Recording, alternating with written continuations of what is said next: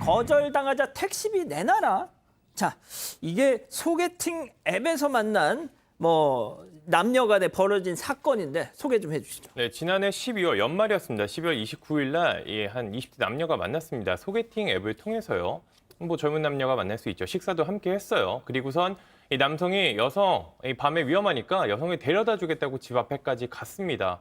거기까지는 저도 이해는 가는데 그 뒤에 이 남성의 행동이 저로서는 조금 이해가 가지 않는데 집 안에 들어가려고 했다라는 거예요. 이 소개팅 앱으로 만난 어떻게 보면은 오늘 처음 만난 낯선 사람인데 자신의 집에 들어오려고 하니까 당연히 이제 거절을 당한 겁니다. 이 남성이 거절을 당하고 일단 현관문, 여성이 인사를 마치고 현관문으로 들어가니까 따라 들어왔어요. 집 안에까지는 일단 들어왔습니다. 근데 여기서 이제 두려움을 느껴서 나가달라고 강하게 요구를 하니까 일단 남성이 밖으로 나갔고 그 뒤에 또 다른 일들이 벌어지기 시작했습니다. 진짜 옛날에는 데이트를 하고 집까지 바래다 주는 게 이제 미덕인 시절도 있었지만 자, 요즘은 말이죠. 자, 아무튼 일단 나가라. 집까지 따라 들어오려고 하니까 나가라 해서 나왔어요. 그런데 바로 자기 집으로 안 갔다고요, 이 남자가. 그러니까 그냥 들어가려고 하는데 나가라가 아니라 일단 현관문까지 들어왔다가 나가라니까 이제 그제서야 나간 거죠. 그러니까 이거는 이론적으로 주거침입죄가 성립할 수 있는 상황인 거고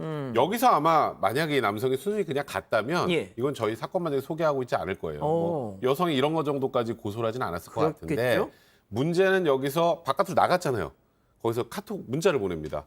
오늘 도저히 안 될까? 이게 뭔가 성관계를 요구하는 걸 암시하는 그런 문자 메시지 내용이었고 이제 여성이 일단은 굉장히 무섭죠. 그러면서 근데 내가 집에 가려면 택시를 타고 가야 되거든. 내가 택시비가 없으니까 계좌를 보내줄 테니까 택시비 좀 보내줘. 한 45,000원 나오거든. 이렇게 이제 카톡을 보냅니다. 그러니까 이제 여성 입장에서는 저걸 안 준다고 했을 때 어떤 일이 생길지 굉장히 두려울 수밖에 없잖아요. 그래서 저 택시비 요구한 45,000원까지 송금 받게 됩니다. 승희 의원님, 그냥 버스 타고 가 임마라고 한마디 해주세요. 진짜 얼토당토하지 않는 말, 천지분간 안 되는 말을 하고 있는데 도저히 안 될까? 뭘 도저히 안 될까라는 건지도 모르겠고 이거 제가 봤을 때는 이 자체가 저는 협박죄가 성립될 수 있을 것 같은데요. 뒤에 또 45,000원 나온다. 이건 공갈죄도 성립될 수 있을 듯한데 제발 이러지 맙시다. 그냥 정말로 사람이 사람을 만날 때 그 사람에 대한 존중이 최고일 것 같은데요. 지금은 오로지 자기중심적인 생각에 처음 만났는데 집에까지 따라 들어갔다. 그 행동은 정말 이해 안 되는 정말 도대체 왜 이럴까라는 생각밖에 머릿속에 떠오르지 않습니다. 이런 그냥 버스 타고 가면 될 걸 뭔 또 택시를 타고 가겠다고. 자, 그런데 여기서 중요한 건 말이죠. 이 여성분입니다. 피해자. 일단 연락처를 알고 있겠죠. 소개팅을 했을 테니까. 그리고 가장 중요한 거 집을 압니다. 이 문제예요, 사실은. 이런 것들이 좀 어차피 좀 이따 얘기를 하겠지만 주거 침입 내지 공갈죄가 성립할 여지가 있고 기소가 됐는데 요게 좀 고려가 좀 돼야 됩니다. 사실은 이 여성이 가장 무서운 부분은 자신의 신상을 거의 알고 중요한 신상, 주소하고 전화번호. 그게 사실 두려울 건데 조금 다행스러운 거는 이 스토킹 처벌 특례법이 지금 제정이 돼 있습니다.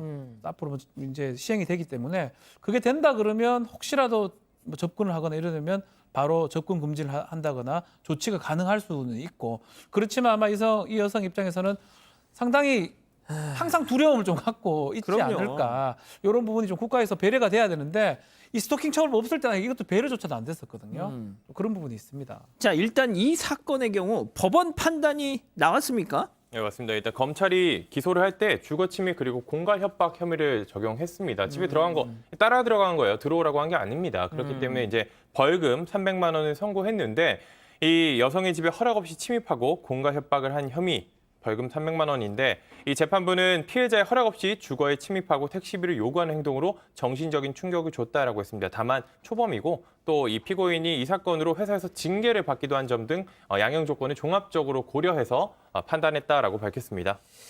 자, 백 변호사님, 요즘 아실 거예요. 지인들 간에 어떤 요즘 소개해주고 받고 하는 기회가 많이 줄었고 또 중간에 사람 제3자를 껴서 이렇게 소개를 받고 하는 게 되게 번거롭잖아요. 그러다 보니까 이런 소개팅 앱을 많이 쓰는 것 같은데 아까 로맨스 스캠 얘기를 했지만 그러다 보니까 또 프로필을 막 도용하기도 하고 그래서 막 또 아우 되게 근사한 줄 알고 나갔는데 딱 봤더니 전혀 엉뚱한 사람이 나와 있거나 뭐 그런 건 잘 모르겠습니다. 근데 이게 소개팅 앱이 워낙 이제 보편화되다 보니까 이런 유의 이런 사건들도 앞으로 좀 되게 많아질 것 같거든요. 뭐 사실 소개팅 앱이 많이 보편화되어 있는데 제가 소개팅 앱은 아예 쓰지 마세요 할 수는 없는 노릇이고 소개팅 앱을 사용해서 누군가를 만날 때는 사실 누구든 보증해 줄 수 없는 사람을 만나는 거잖아요. 맞아요. 이 어플리케이션 상에서 누군가를 보고 그냥 선택해서 만나는 것이기 때문에 훨씬 더 조심을 하셔야 됩니다. 그 사람이 어떤 사람인지